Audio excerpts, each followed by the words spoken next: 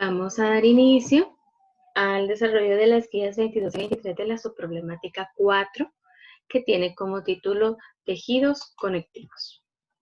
En los objetivos vamos a analizar el tejido conectivo con sus características, componentes, clasificación y función. Entonces debemos describir esas características, la estructura, dónde se localiza y la función de cada tipo de tejido conectivo. Explicar por qué el tejido óseo se considera un tejido conectivo. También vamos a ir describiendo la composición celular del tejido conectivo y las funciones de cada tipo de célula. Y después de todo eso vamos a definir lo que es una membrana y clasificar las membranas. Iniciamos entonces haciendo una definición de qué es el tejido conectivo. Y es que este es un tejido de los más abundantes y de más amplia distribución en el cuerpo humano. Es un tejido muy abundante. Y entre sus funciones está que une entre sí, sostiene y fortalece otros tejidos. También protege y aísla órganos internos, forma compartimientos para estructuras como los músculos. También es el principal transporte por la sangre, el principal depósito de energía por el tejido adiposo y el origen de las respuestas inmunitarias más importantes. Ahora, el tejido conectivo consta de dos componentes básicos, que son las células como componente principal y la otro componente principal es la matriz extracelular. Entonces, las células, aquí tenemos una imagen del tejido conectivo y las células son estas estructuras más o menos redondas dentro del tejido conectivo. Y lo que está entre las células es la matriz extracelular. Y la matriz extracelular tiene dos componentes. Uno que es la sustancia fundamental y las otras que son las fibras. Entonces, en este caso, en este dibujo, aquí tenemos fibras. Estas son las fibras de la matriz extracelular. Hay de diferentes tipos porque hay, si ustedes notan, de diferente grosor. Y la sustancia fundamental es la sustancia en la que están inmersos todos, tanto las fibras como las células. Entonces, la matriz extracelular es el material que se encuentra entre las células. Y dijimos que está compuesta por fibras proteicas y la sustancia fundamental. Aquí en este otro esquema tenemos lo que son las fibras, un tipo de fibra, que son las colágenas. Y alrededor de esas fibras colágenas está la sustancia fundamental, que es esa sombra celeste, ¿verdad? Las células del tejido conectivo son las que producen la matriz extracelular, tanto la sustancia como las fibras, ¿verdad? Y las células determinan gran parte de las propiedades funcionales del tejido y controlan el ambiente acuoso del tejido. Y la estructura de la matriz, es decir, el tipo de fibras que tiene y la sustancia, el tipo de sustancia que tiene, es la que es responsable de las cualidades del tejido. Así, por ejemplo, el cartílago es un tejido firme, pero flexible. Pero el hueso es una matriz dura e inflexible. Entonces, si vemos un poco más lo que es la sustancia fundamental de la matriz extracelular, la sustancia fundamental es el componente intercelular, ya dijimos, entre las células y las fibras. Y puede ser líquida, semilíquida, gelatinosa o calcificada, que en ese caso es dura. ¿Cuál es la función de la sustancia fundamental? Es de darle soporte a las células, de unir las células, de almacenar agua y de dar el medio por el cual se intercambian las sustancias entre la sangre y la célula. Aparte que también participa en el desarrollo del tejido. Ahora, ¿qué componentes tiene la sustancia fundamental?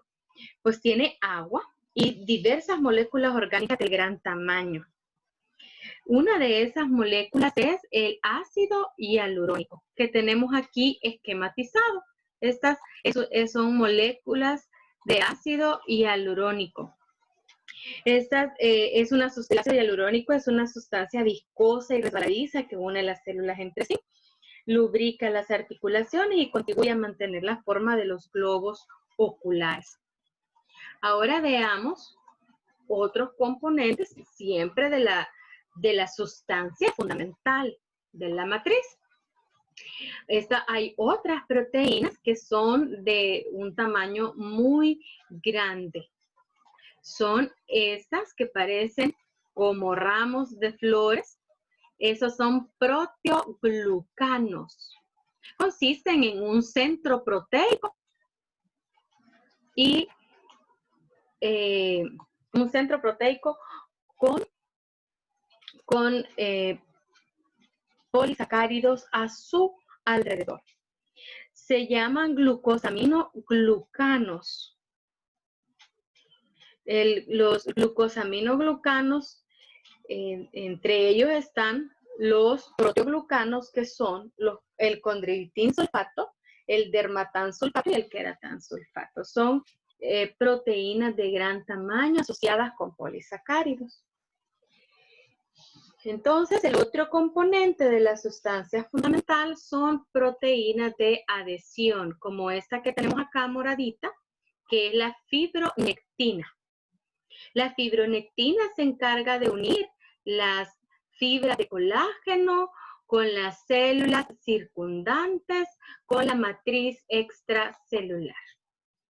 Entonces, en este caso vemos claramente que la fibronectina está uniendo a las fibras colágeno con la matriz extracelular. Son proteínas de adhesión.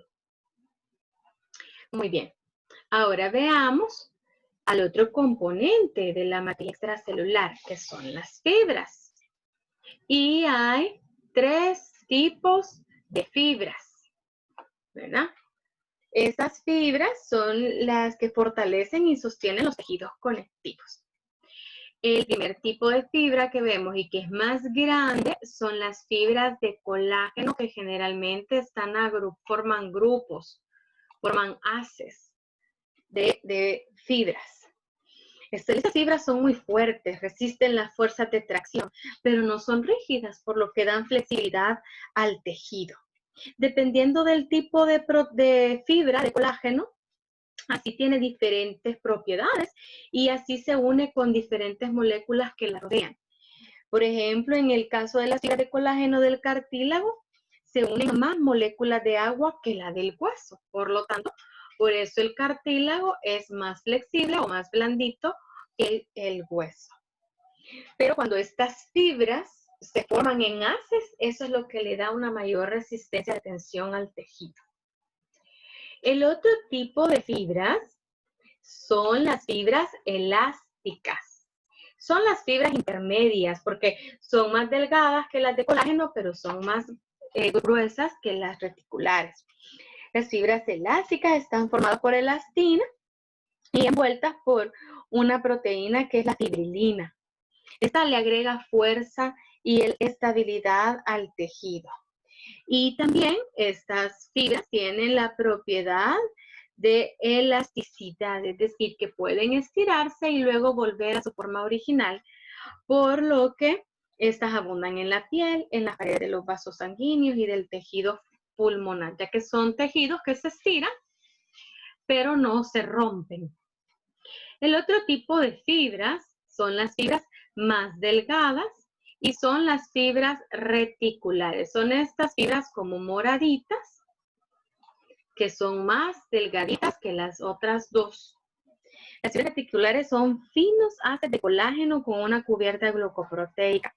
Estas sostienen las paredes de los vasos sanguíneos, constituyen una red alrededor de las células en ciertos tejidos y por eso es que forman en algunos órganos el estroma o la estructura de soporte, ya que las fibras reticulares forman redes y son muy abundantes. Ahora pasamos a lo que es el otro componente de la del tejido conectivo, que son las células. Veamos las células del tejido conectivo.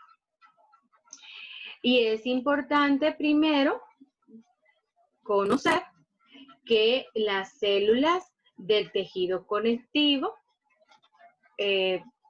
son de dos tipos. Hay células inmaduras que tienen un nombre terminado en blasto. Y hay otras células maduras cuyo nombre termina en cito.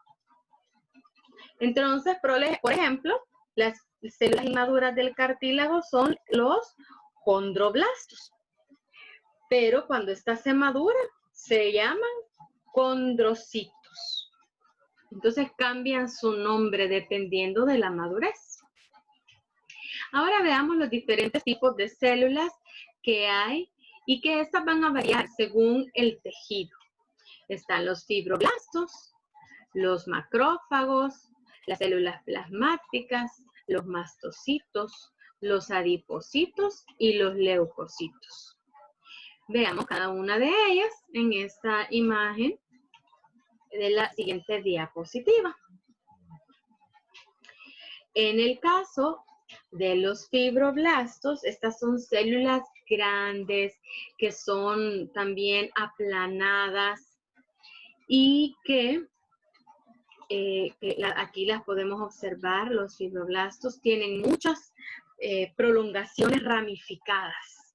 Ustedes pueden ver cómo termina en punta, ¿verdad? En diferentes prolongaciones. Miren, aquí hay una prolongación, aquí hay otra, aquí hay otra. Entonces, tienen prolongaciones ramificadas.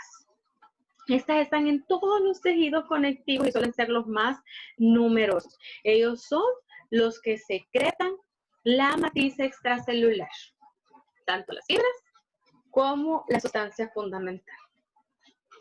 Ahora, las otras células son los macrófagos. Aquí tenemos esta celulita es un macrófago y esta es otro macrófago. Y estos son células grandes. Ellas se desarrollan a partir de otras células que son los monocitos. Aquí tenemos un monocito. Los macrófagos tienen una forma irregular.